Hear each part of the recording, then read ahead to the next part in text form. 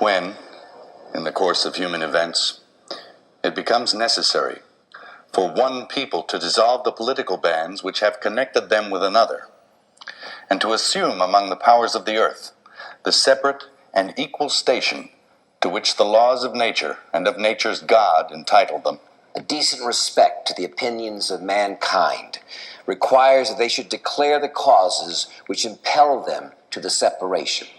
We hold these truths to be self-evident, that all men are created equal, that they are endowed by their Creator with certain unalienable rights, that among these are life, liberty, and the pursuit of happiness.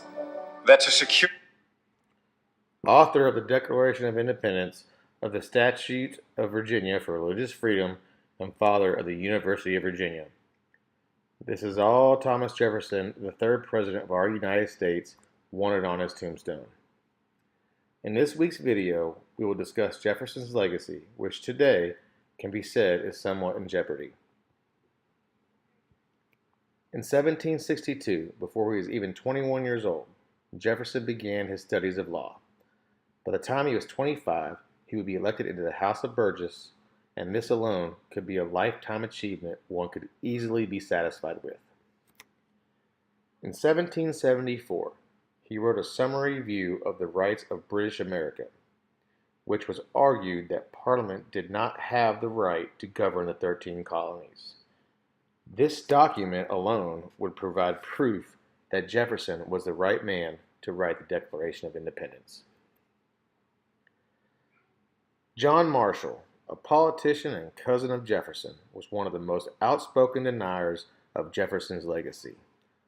Marshall, in typical political fashion, would try to negate Jefferson's role in the Revolution by claiming he was not fit to govern because he was not in the Continental Army and had not had to suffer as much as others.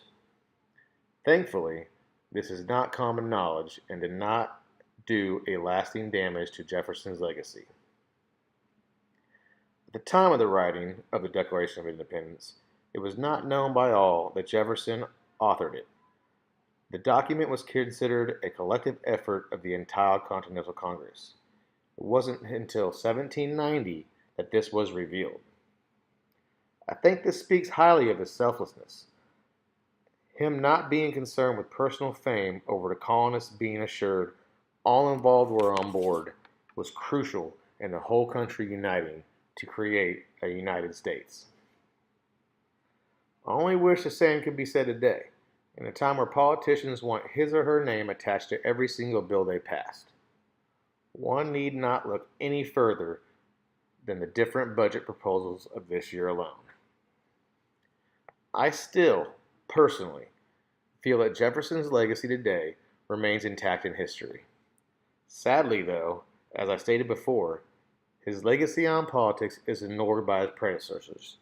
If only our politicians of today would take note of Thomas Jefferson. Recently, Jefferson's legacy has been threatened by some who try to negate his character because he was a slave owner. However, these people choose to focus on the fact that he owned slaves, yet ignored his own personal opinion on slavery. It's also important to remember, this was 250 years ago. The times were different. Simply freeing his own slaves was not as easy as we today feel it should have been. Society is always evolving, and we can't judge one's actions whom lived in a different society.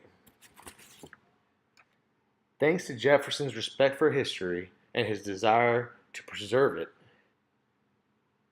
his legacy today has corroborating evidence. My advice to those who only read "all men are created equal" and then pass judgment is simple. Read a book. I hope you enjoyed my video. I hope I gave you a brief summary of Jefferson's legacy, and I look forward to all of your comments. Thank you very much. Good night.